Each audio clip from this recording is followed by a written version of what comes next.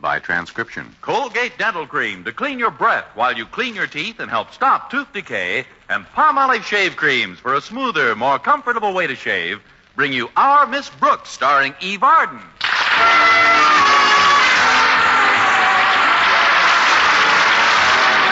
Once again for another comedy episode of Our Miss Brooks, under the direction of Al Lewis. Well, bringing an apple to the teacher is an old custom indeed. But our Miss Brooks, who teaches English at Madison High School, was quite surprised last Friday morning when Walter Denton handed her a large bouquet of roses as she got into his car to drive to school. Why, Walter, these flowers are lovely. But what's the occasion? You're the occasion, beauteous one. The very fact of your presence in my humble conveyance is cause for celebration. And alongside of you, these flowers seem like so many weeds. That's a very pretty speech, Walter, but I still say these are beautiful flowers. Look at these stems, so long and straight. Alongside of yours? I get the idea. Now, what's behind this flattering demonstration of affection? Behind it? Oh, what could possibly be behind it but a genuine desire to make my favorite teacher happy? Besides, I don't deserve all your gratitude. Some of these flowers were picked in the backyard of a neighbor of mine, Tex Barton. You mean the boy whose folks recently moved here from Texas? Yeah, that's him. Oh, he's very fond of school, Miss Brooks. I know. The minute the final bell rings, he drags himself off the campus as if he was shot out of a cannon. Sometimes I wonder why he doesn't park his horse in the hallway. Well, there's a reason for his rush, Miss Brooks. Tex's dad is on the local draft board, and he's helping him check the outgoing mails. That's a switch. In my English class, he checks nothing but the incoming females. But let's get back to the flowers, Walter. Your giving them to me was leading up to a favor, wasn't it? A favor? Me? Oh, Miss Brooks, how can you possibly suspect me of such foul tactics? No matter how much you pump me, I'm not going to divulge the dismal fact that last Monday, Mr. Conklin caught me holding hands with Harriet and ordered me to stay for an hour after school for 2 weeks to take care of such sundry backbreaking and humiliating jobs as sweeping out classrooms, washing windows, and emptying wastebaskets. I don't know, Mr. Interlocutor.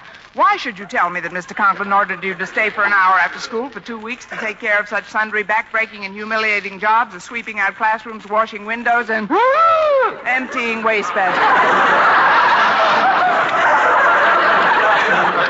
You see, that's just my point. It isn't any of your concern, Miss Brooks. This is my problem and mine alone. Why, you'd have to flay me with a horsewhip before I'd ask you to drop into Mr. Conklin's office this morning and ask him to ease up on me. Why, I just couldn't ask you to do that, Miss Brooks. You couldn't? Definitely not. However, if you were sweet enough to volunteer...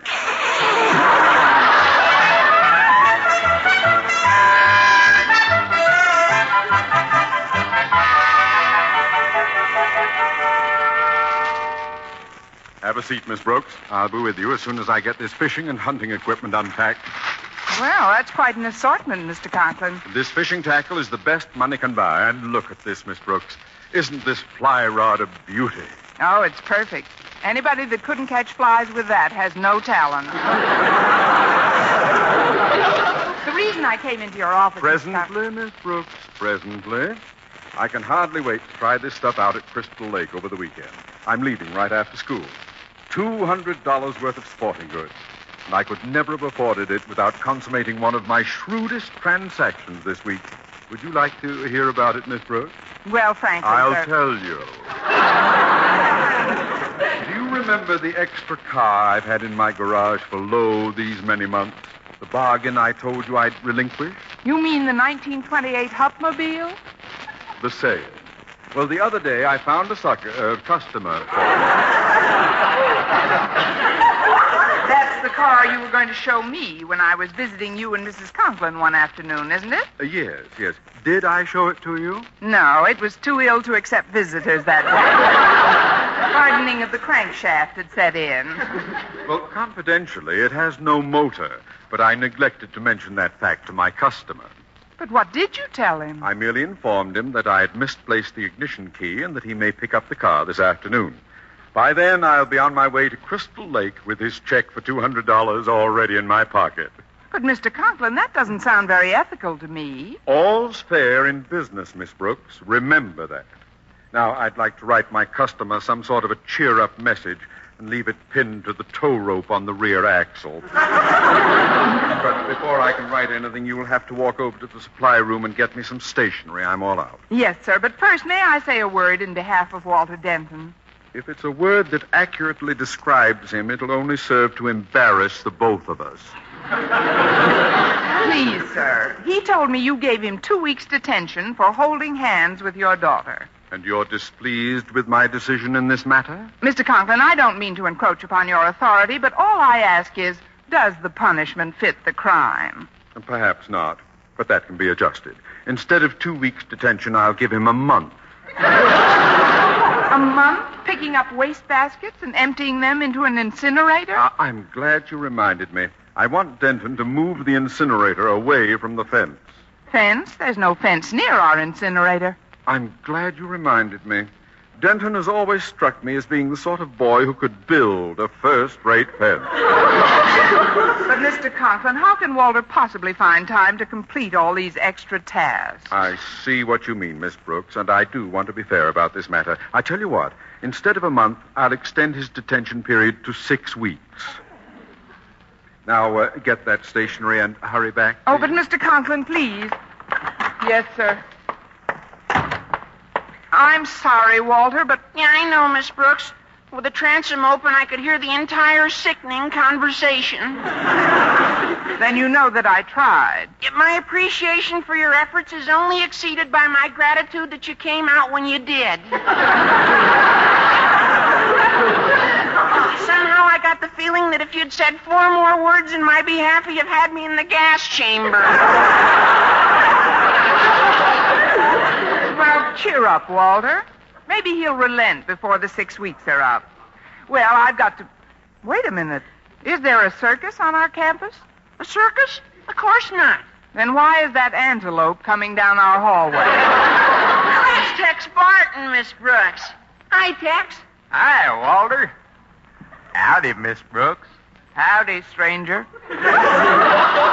Shucks, ma'am, I ain't no stranger to you. Maybe it's wishful thinking.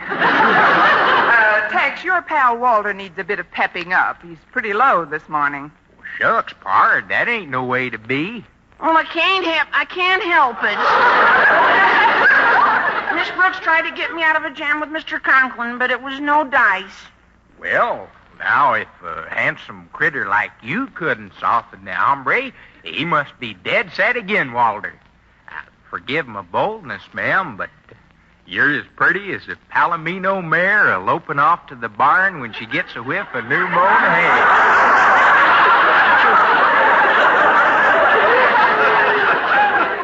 What can I say, Tex, after I've said...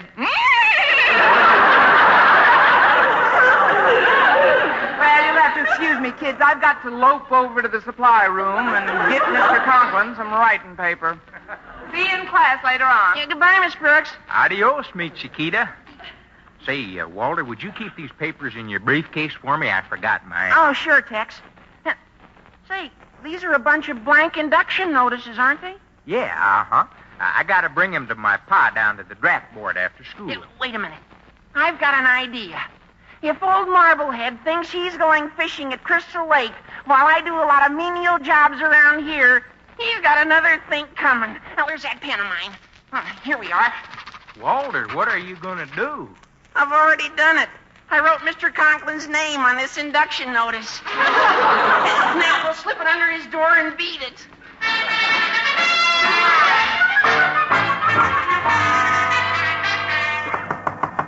Come in. Here's the stationery you wanted, Mr. Conklin. Oh, what's this on the floor? Some sort of a notice. A notice? Hand it to me, please. Osgood Conklin, Principal Osgood Madison High School. Oh, God!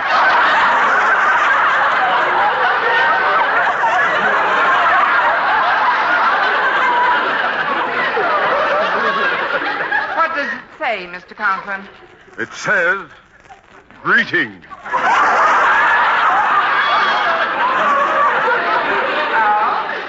birthday? No, it is not my birthday. These greetings inform me that I have been selected for training and service in the armed forces of the United States. You? They must be in quite a hurry to get me. They didn't even mail this thing. They just slipped it under the door. And I have to report this afternoon.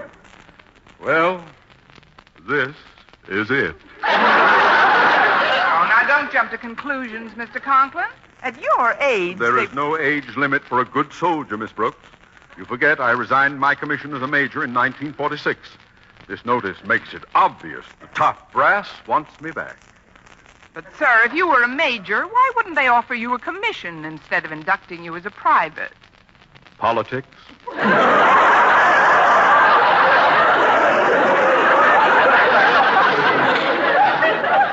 Besides, mine not to reason why.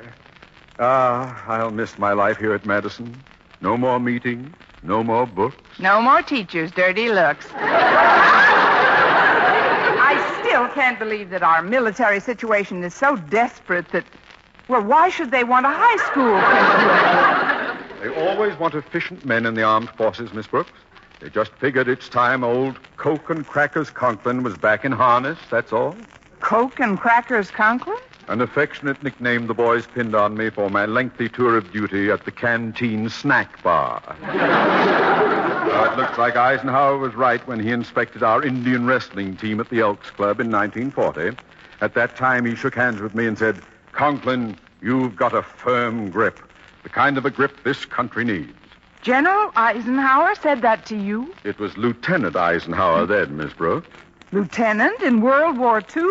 I'll never forget that man. Lieutenant Stanley Eisenhower. Oh, I remember him. Good pal of Ensign Sam Nimitz, wasn't he? But, Mr. Conklin, if you're going to report to your draft board this afternoon, is there anything I can do to assist you at school? Your loyalty touches an old soldier's heart, Miss Brooks. Yes, come to think of it, there's a lot you can do. Firstly, I won't be needing any of this sports equipment. Please try to dispose of it for me. But can't you take it back to the store? No, I bought it at a final sale. Perhaps you could auction it off. I'm sure some of the teachers might be interested, if only for sentimental reasons, in owning something that belonged, however fleetingly, to their departing principal. Well, if the price is cheap enough. I mean, what we could do is put up a notice on the bulletin board and hold the auction in the gym. But, Mr. Conklin, I don't know very much about auctioning things off, and since this emergency was caused by the armed forces, I'd like your permission to telephone Marshall. Defense Secretary Marshall? No, Marshall Monahan. He's a war surplus auctioneer.